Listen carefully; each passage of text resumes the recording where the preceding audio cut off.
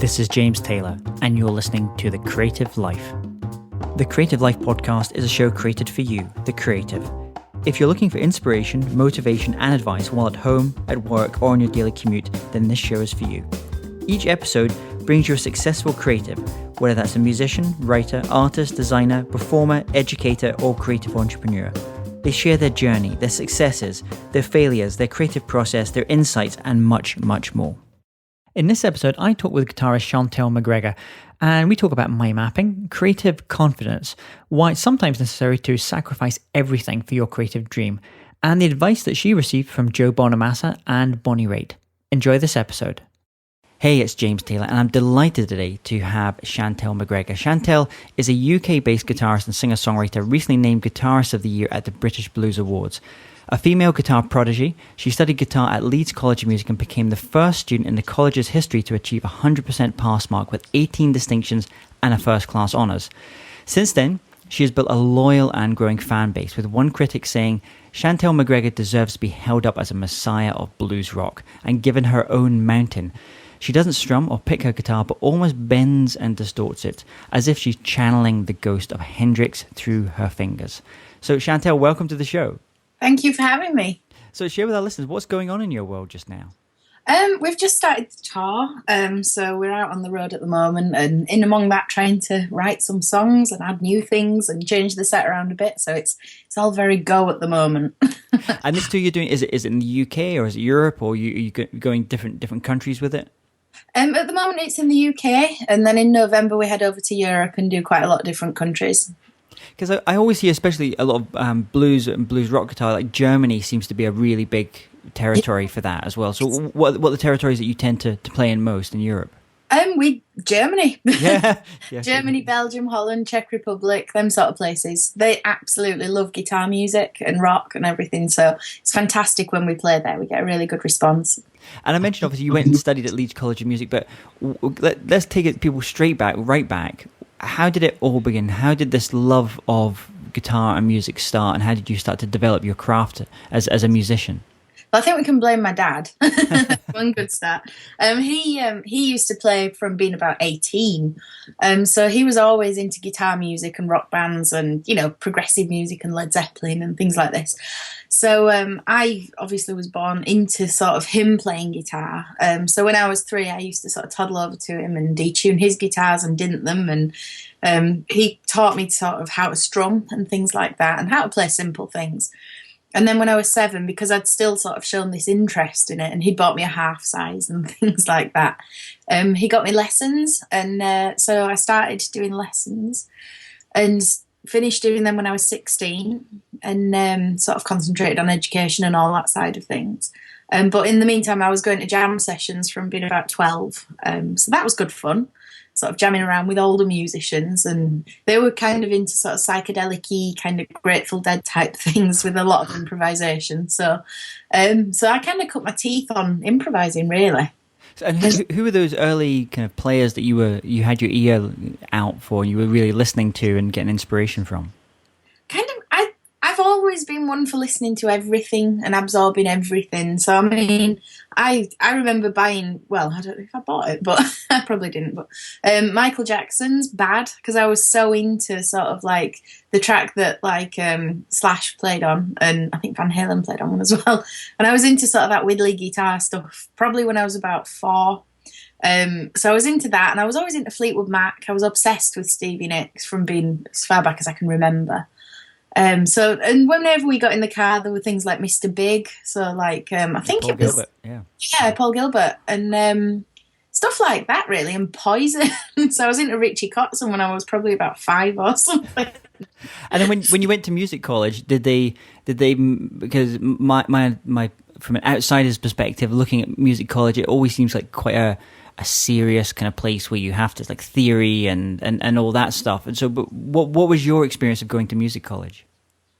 There were serious parts to it. I mean, I was a total geek, so I was like, because I was gigging at the same time, so I was the one that when everybody else was out partying on a Friday, I had a gig, so I was never at the parties. And after a while, they stopped inviting me because the answer was always going to be no. And I was really sort of like, as a thing of, because I went a bit older, I did English A levels before I went. So I was like, I think I was like 21 or something when I started there. So I was sort of really focused on getting a first, because the amount of student debt you get, I thought I'm going to get a first for this. So yeah, it was quite a serious thing for me. And, the lectures were serious, and it was all sort of like the theory of things and the psychology behind things, and then pedagogy, which is teaching things, and that side of it. So I mean, there were performance aspects as well, which were fun. But yeah, because it's got a great that particular school, Leeds College music is obviously very well known for jazz and improvised music as well. Yeah, I mean, they do a lot of things. They do classical things, and I think they're starting up some new courses now, which sound really interesting. But yeah, it's a great place, and it's a good vibe, and you meet lots of people, so it's good fun. And when I'm sure on your shows and you're out touring and you meet those young kind of 15, 16-year-old guitarists who want to kind of they see you up there doing your thing and they think that's what I want to do. What advice do you generally give them? Don't do it. No, sorry, that was horrible. No, I always encourage them and say, if this is your dream, go for it. But you have to be prepared to sacrifice everything to do it. And it is hard work. It's not all glamorous and rock star and whatever. It is hard work, and it is a business. And you have to be very focused and not take your eye off the ball, because as soon as you do, it goes. And yeah, I think that's my advice really, is just work really hard. And this latest album is you've just got coming out. It's kind of gothic slightly. So compared to maybe some of the things you've done in the past, what was the inspiration for this latest album? Well, I've always been into like the Southern Gothic things, so I've always liked vampire things and all that side of things. And it was kind of the inspiration of, I wanted to write an album that had a bit of a concept to it. Probably the progressive things are coming out in this, I don't know. But yeah, it was like, I want to write something that's concise with a theme. It's not one song that's a happy song and the next song's, depths of depression. I wanted it to have a real concise theme and flow to it. So I thought, well, I'm going to write about what I'm interested in, which was the Southern Gothic sort of stories and things. So I did a lot of research on that and drew inspiration from books and films and telly programs and art. I even had, when I was writing the songs, I had my iPad with Pinterest with Southern Gothic imagery and just things to sort of get inspiration from. I used to call them sponge days, where I'd spend a day watching True Detective all day long and sort of writing quotes from it and making notes, and the next day I could write a song about it, because I've sort of done that research and used that as inspiration. Once you've kind of got that inspiration, so you're pulling it from different things, from Pinterest, you're reading, you're listening to things, watching movies around that to get inspiration. How do you then, what's the next step of actually beginning to develop songs around these ideas, or an album and recording around these ideas? I use mind maps a lot, which is probably a bit bizarre, but yeah, Tony Buzan and Buzan, yeah, I love the Tony Buzan book. I use the mind map method, where basically I'll come up with sort of like a title for a song or a theme from what I've sponged on my sponge day, put that in the middle, and then spider off it all of the things that could be related to it. I've kept all the mind maps from doing the album. Wish I had them in front of me and I could explain it better. But I'd have things like, for example, the song Anesthetize on the album, it's about drug addiction and sort of that side of things. Not that I've ever tried drugs, but So I'd put sort of drug addiction in the middle, and then all the things that had come off it, like desperation, need, guilt, the shame of it, why you do it, all this sort of thing. And then draw from them bits even more inspiration about what them words spring off. So it was a really interesting process to do that. I think you're the first artist or songwriter I've heard that uses mind maps in that way. Have you heard of anyone else that does that, or is this an idea that you kind of thought about? No, I think I'm just weird. To me, it was just like a logical process, probably because I've come at it from an academic side, because I did composition at uni. So it was like, for me, it's almost writing to spec, really. Yeah. You have in your mind a structure of how you want the song to go and what sort of feel you want, and then you can sort of impart on that. Well, I want this sort of lyric and I want to use this in this way. And sort of by doing it right into spec and giving yourself sort of constraints, I find it a lot easier. So with the mind mapping, for me, it was like, well, that makes sense, because if you've got a page full of words and ideas and, things that have sprung off from something, then you can fit that into the constraints. And you mentioned about going back to music college as someone, you didn't go straight out of school into music college. What was holding you back from kind of going in and maybe taking that jump, or did you leave straight from school? You were doing music, but you just weren't going the music college route initially? No, it wasn't that. I wanted to go to Leeds College of Music from being about. I wanted to go in to do my A-levels basically there. But what happened was not my A-levels, my degree. I wanted to go straight from A-level to degree. I didn't have GCSE music because the music teacher died, sadly, when we were doing the course. There was only, I think, 2 of us on the whole year that wanted to do GCSE music. So they wouldn't run it as a class at my school. And the music teacher said, I'll run it if they're prepared to provide the exam and whatever. I'll run it in lunch times for you both. But sadly, she got cancer and died, which was really, really upsetting. So I never got to do my degree, my GCSE in music, which meant then that I didn't have an A-level in music, so I couldn't go on and do the degree, even though I had grade 8. But it was like, well, no, you've got to have the piece of paper that says you've got an A-level in music. And I had A-levels in English. So I was kind of at that crux of doing, okay, well, do I do an English degree and go be an English teacher? Or do I just say, right, okay, I'm going to go do a BTEC for another 2 years, which is the equivalent of doing A-levels again, to get myself into Leeds College of Music, to get onto the degree course, which is what I did. And all the debt and everything that goes along with that as well, I would imagine. Oh, yeah. So you obviously, making that seemed like quite a critical decision that you were making there about whether to go down the do English literature kind of route, or go down the say, okay, I need to do these music, the BTEC thing, get in, because that's where I want to go. Were there other people around you to help you kind of support you in making that decision, or help you in kind of coming to that decision, or was it something you just had to kind of go inside yourself and say, okay, this is what's right for now? No, I think my parents, they were so supportive and really, really helpful in making that decision. I mean, my parents have always been wonderful in the respect that they've always supported what I want to do. So if I want to do music, they'll support me and back me 1,000,000%. So they were everything of, well, if you're not passionate about teaching English and you want to be doing that for the next 50 years or whatever, then you should follow your passion and do music. And, they were sort of encouraging me at the time. I think I put the band together when I was about 18. So it was around about A-level time when I was putting the band together. So they were sort of, well, if this is what you want to do and you want to do it for a career, it will buy you some time as well, because you can do your degree and not have to get a job, which will enable you to go gigging. So I was like, okay, well, I'll do the degree. I'll do the BTEC, then do the degree. And it's 5 years out of my life, so it's quite a long time. But it gave me that amount of time to sort of build up the band, build up the following and stuff, so that when I left Leeds College of Music, I could then start doing bigger venues and travelling further, going abroad and things like that. So it worked out really, really well. But they were probably the most encouraging people that I could imagine ever. And what would you say are your biggest is your biggest strength and biggest weakness as a creative person, as a songwriter, as a musician? I think my biggest strength, I don't think I've got one. I don't know. Probably, I think I'll start with the weakness. It's probably easier. The weakness is probably confidence, which it's hard to imagine somebody who's creative that gets on stage in front of however many people and tours and whatever to have confidence issues. But for me, it's not about live confidence. It's about confidence in myself. So like songwriting, I've always been like, oh, is it good enough? It's not good enough. I'm not a good songwriter, so I won't write songs.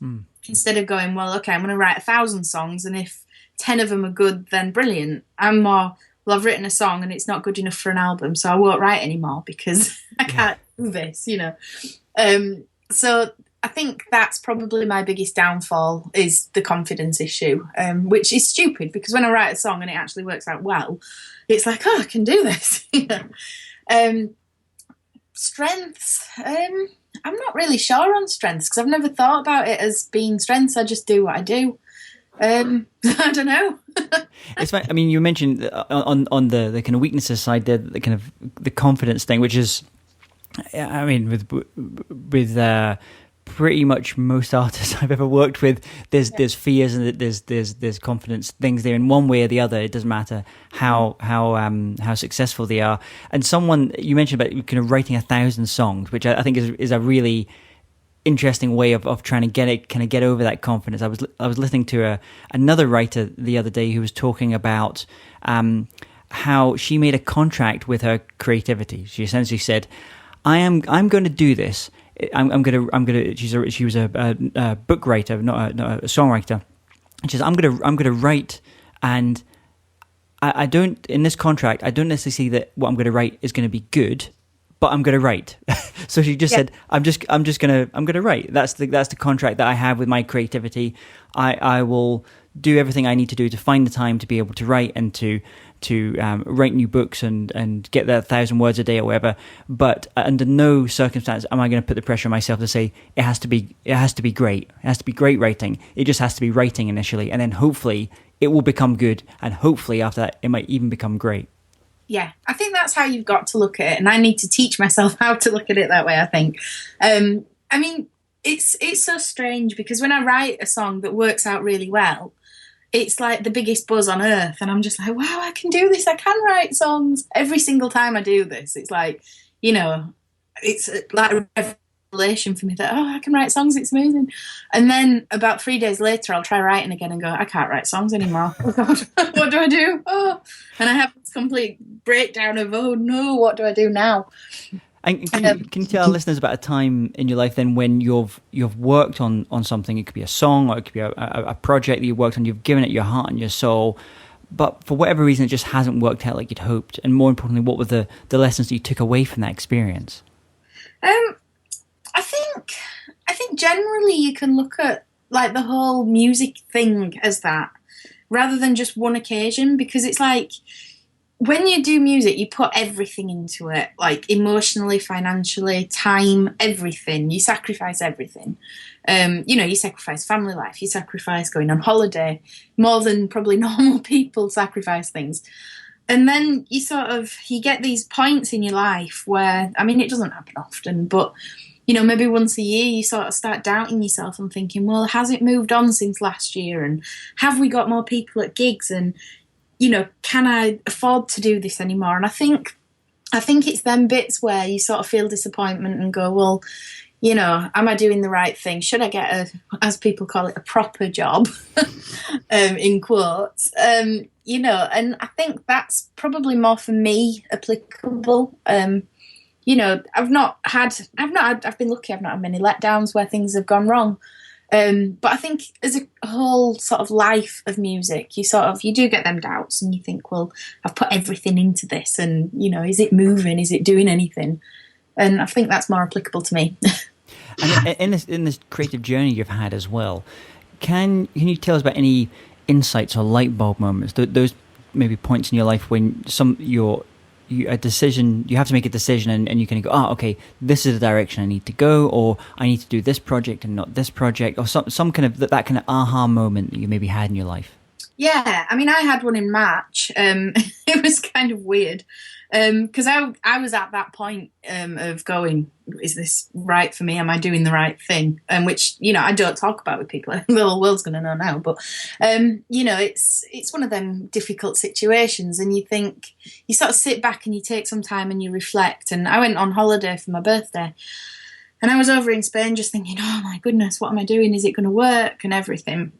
And then I kind of sat back and went, hang on a minute, I've enjoyed this since I was 3. This is my passion, it's my life. And I took it right back to why I wanted to do music in the first place, which was because it's fun and I enjoy playing. And it's kind of all the business side of everything and the stress of everything got on top of me. And I was like, I forgot about why I started and forgot about why I enjoyed it. Mm. So I took it right back to that and sort of thought, well, I'm going to forget all the stress stuff and just kind of put it out of my mind, become a bit of a hippie, really, in my entire life. I'm going to grow like watermelons in the garden that didn't grow and do artwork and sort of simplify my life, which I did. I got rid of all the things that stressed me out and thought, well, I'm going to do artwork. I'm going to go and do relaxing things, and I'm going to practice, and I'm going to buy a little practice amp, and I'm going to sit in my shed and, you know, go back to basics and relearn scales and modes and practice to a metronome and stuff, just to basically strip my life right back and go, oh yeah, I remember why I enjoy this again. And for me, that was the biggest light bulb moment I've probably ever had. Ever. And now you're going back out on the road and doing these shows, and you're playing to audiences again. How has that translated that light bulb, that change in the way that you're structuring your kind of life and just focusing on the things that give you happiness and joy? Is that translated into the live shows? Absolutely, it really, really has. I mean, I've gone through, for the last couple of years, I've not been too well. I've had a load of issues with my back and weird things going on, which I think partly was down to stress, because I've spent 2 years stressing my head off, pulling my hair out, going, oh God, I've got to do this for this gig, and I've got to find a depth for this, and I've got to do that, and running around like a complete and utter weirdo. And I think as soon as you stop and you go, well, hang on, I'm going to do what I want to do now, and I'm going to enjoy it, that completely changes your perspective on everything. And for me, it's changed my gigs, because it's now like, you know, well, I'm going to go up there and I'm going to play, and I'm going to enjoy playing, and I'm going to improvise for 10 minutes if I want to, and hopefully people will like it. And if they don't, well, you know, they don't. They don't enjoy it. And I think, sorry, go on. No, please continue. I was just going to say, I think as soon as you start doing what you want to do, and it sounds a bit selfish really, but, you know, there's always this thing in music that you have to play for your fans and you have to do what they want you to do and stuff. But I think as soon as you actually start doing that and you stop loving what you do and stop enjoying what you do because you're doing it for everybody else and not yourself, you lose your own passion for it. And then you start losing fans because they go, well, it's not genuine, you're going through the motions. And, you know, luckily for me, that didn't happen, and I wasn't going through the motions. I still enjoyed everything. But as soon as you start thinking about yourself a bit more and go, well, I'm going to take time for myself before a gig instead of rushing around and trying to find the water that's not there. And, you know, where's the band? And we need the water for the band. And general tour managing, really. Mm-hmm. As soon as I stopped rushing around and being a bit of a loon, it was like, yeah, I can enjoy this again. You know, there's no pressure. And I think in life, I've kind of now learned that you've got to be a little bit selfish with yourself and go, well, I've got to enjoy this, and I'm going to enjoy it. Great. Well, I mean, I think that's. I think a lot of listeners will get a lot of heart from that, because I'm sure, you know, every creative at some point, either once a year, as you say, or you know, a couple of times a year, has that thing of like, is this really worth continuing with? Am I completely mad here trying to do this thing and pushing at this thing, especially in those kind of darker moments where all that work you're doing you don't seem to be kind of getting any immediate kind of rewards from it. Yeah. And I suppose our culture and our media pushes a certain type of success very, very hard in terms of, you know, what is considered success, and maybe talks less about actually, are you getting joy? Are you happy at doing this thing that, you know, that thing you were doing at age 3 that made you light up, and you kind of getting back to the essentials of what makes you and as a creative person. What's the best piece of advice you would say you've ever received about living a creative life and being a creative? I think I've had 2 bits, well, probably 3 bits of really interesting advice. I had advice from Joe Bonamassa, he's a friend, and he basically said it is a business and you have to treat it as a business, that, you know, you've got to be focused, and you've got to, you know, I mean, I do a lot with stuff like Excel spreadsheets even to try and get life in order. So in some respects, I'm a total hippie, and then in other respects, I'm a complete obsessive, which has, you know, life has to fit in boxes. Mm-hmm. But, you know, it is a business, and you have to treat it as a business, and you have to be very professional about it and work incredibly hard, which I think a lot of musicians sort of think it's going to fall out of the sky for them. And, you know, well, I've played in my garage and it's worked out great and the songs sound brilliant, but nobody comes to his gigs because nobody knows us. And it's like, well, if you've never done a gig and you've only ever played in your garage, nobody's going to know you. So, you've got to get out there and you've got to work hard, and it ain't going to fall out of the sky, and it's not an overnight thing. It takes years and years, and it's hard. So there was that one. Probably Bonny Raitt, who said, be nice. She also said, don't sign away your publishing, which was that's very quite smart. a good advice as well. But yeah, I think from what I've learned from her is be nice and always be humble and always be grateful for what you're doing, because it is a good job. It's a great job. It can be stressful and it can be hard and it can be heartbreaking at times and disheartening. But, what other job lets you tour the world, meet people, try different foods, see different cultures, and, play some music that you love playing, So I think as musicians, we're incredibly lucky to be able to do that. And I think, you have to stay humble and grateful for that. I think the third bit of advice from my dad is do whatever makes you happy. Because if you're not happy, then what's the point? Good, and that's some very sage advice there as well. And is there a personal habit that you think contributes to your success now and this kind of newfound happiness in playing? Probably going on holiday. That's probably my habit. I don't think I have necessarily a habit. I just think taking time for yourself. I think that's, for me, that's what's now influencing my playing. And it's also making me want to play and want to practice, which is weird because I've never wanted to practice. I hate practicing. I probably shouldn't advise that. But, I think as soon as you start taking time out for yourself and going, well, I want to write a song today. I want to try some different techniques, and I want to have a mess about with Logic and the computer, and I want to, learn piano. I mean, I went through this phase a few months ago of wanting to learn every instrument. So it was like I bought a ukulele, a mandolin, a tenor guitar, a piano. I was just like, I have to learn every instrument and sort of become proficient in that, which I'm still terrible at piano. So. It's like it can always be a little bit disheartening when you see that there's a friend of mine, Jacob Collier, who's on YouTube, and if you haven't checked out Jacob Collier, definitely check out his stuff. And he's ridiculously talented. He seems to play every single instrument you can imagine, and he seems to play it really well. So it's a bit insane. It's not fair. No. And do you have an online resource or tool or an app like an Evernote or Gmail that you love?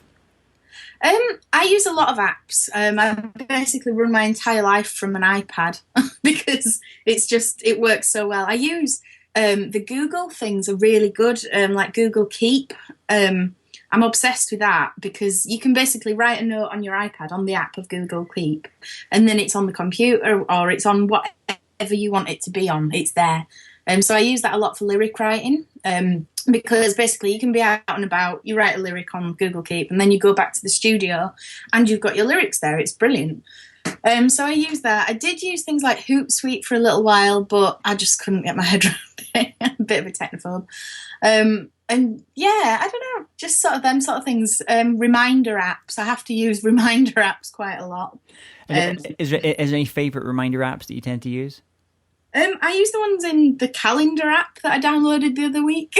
I can't remember what it's called, but just generally any reminder apps are good. Or I think there was one that I was using when I was doing the album. I think I used something called Evernote. Yeah, Evernote's great. Yeah, because that was kind of like a workflow thing that I could basically make columns of what I needed to do and what songs I've finished, what I needed to do on songs, and basically just run from that.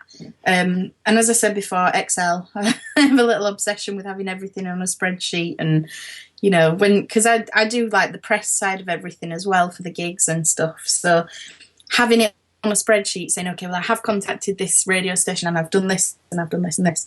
It just kind of keeps everything sort of organised, and you know what you've done. So it's invaluable. Is that one? And what was the one you mentioned about mind mapping? Is there a particular mind mapping software that you use? Pen and paper. Yep. That's my software for that one. I'm a bit obsessed with stationery, so coloured pens and paper, because if you make it so that it's easier to sort of process with different colours and things. Because I tend to do it like where I've got the thing in the middle, then I change the colour for the next spiders that come out, and then the next is stemming from that is another colour, just so it makes it accessible and easy to sort of read, basically. But yeah, that's for me, just writing it down for mind mapping and stuff. I don't know if there is an app for mind mapping. There probably is, but they won't have different colours, I don't think. And if you could recommend just one record and one book to our listeners, what would they be? Probably records. I always come back to Jeff Buckley Grace, because I obsess on that album, and I'll not listen to it for a couple of months, and then I'll hear something that reminds me of Jeff Buckley that's obviously been inspired by him, and I'll go back to it and go, wow, I've got to listen to Grace, it's amazing, and then I'll put it on and it stays on for a few hours. So probably Grace for that. Books, I'm not too sure. I mean, I don't tend to read a lot of sort of factual books. I probably should, but I read a lot of fiction just to take my mind off it. And it's another passion that I've got is, probably my hippy dippy way is just to chill out and read a book. Obviously with this new album, it's all around the kind of gothic side. Was there a particular book that you read for that you think our listeners maybe can check out if they want to learn more about this whole kind of Southern Gothic thing? Yeah, I mean, I read the Charlene Harris True Blood books. They're not called True Blood, but the TV series is True Blood that they come from. But I think they're all like Dead Until Dark and things like that. They're all called. But they kind of give a really good sort of like vibe of sort of like Louisiana and the swampiness and the Southern Gothic thing. They're all about vampires, but they're better than Twilight. So.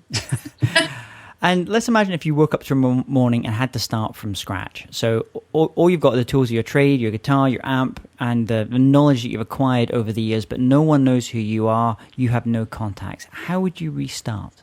I'd run away to Spain, I think. Live up a mountain and grow watermelons.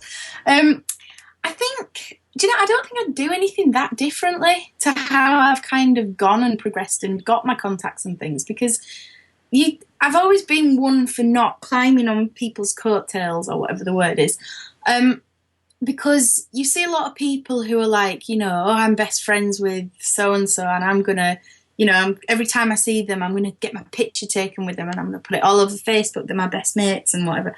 And they're not. You've gone into a meet and greet, they're not your best mates, and they'll badger them for support slots and stuff. And to me, I don't do that. I've never done that, because I just find it really obscene and a bit, it's a bit minging, really. That's probably the one thing that I wouldn't change, is the fact that I don't do that. I've always been the sort of person that would never ask somebody, can I have my photo taken with you? Because I just find it a bit cheesy, really. So I'm not sure I'd actually change anything. I think I'd maybe just build it as I've built it, because at least at the end of the day I can say, well, I've built it in a really organic way, and I've not sort of gone on anybody else's glory. I've just done it off my own back, and if it goes somewhere, great, and if it doesn't, well, I've tried. Well, Chantel, thank you so much for coming on the show. What's the best way that listeners can connect with you, learn about your show dates and the new albums and the projects you've got coming up? Well, I've got my website, which is chantelmcgregor.com. I've got Facebook, Twitter, Instagram, everything really. Is there any of those kind of social networks that you enjoy more than others? I kind of enjoy all of them. I think for me, social networking, I really enjoy having a personal connection with the fans, because you see a lot of people who just literally put up, I have a gig on, blah, blah, blah. It's, it's at this venue. And to me, it's like, well, that's just like an advert. You're not on there as social media. That's what you're meant to be, it's social. So I tend to tweet about, if I've gone to a pub and had a cocktail, or I'll take a picture of the cocktail and go, oh, this is lovely in this pub and whatever, which is probably a bit dangerous in some respects. But, having that personal connection where the fans know the name of my cats, it's, I like it because it makes it friendly and it makes it a community. Which is brilliant, because now we've got people who come to the gig that they're really good friends now. They're not just fans, they've become friends. And I think through social media, you can create that where you've got them relationships with people that you wouldn't have if it wasn't through the social media and through music. Well, Chantel, thank you so much for coming on the show. I wish you all the best with the tour and all the projects you've got coming up in the future. Thank you so much. Hey, James Taylor here again. And if you're interested in living a more creative life, then I'd love to invite you to join me as I share some of the most successful strategies and techniques that high-performing creatives use. I put them all together in a free downloadable ebook that you can get by going to jamestaylor.me. That's jamestaylor.me to get your free downloadable ebook on creativity.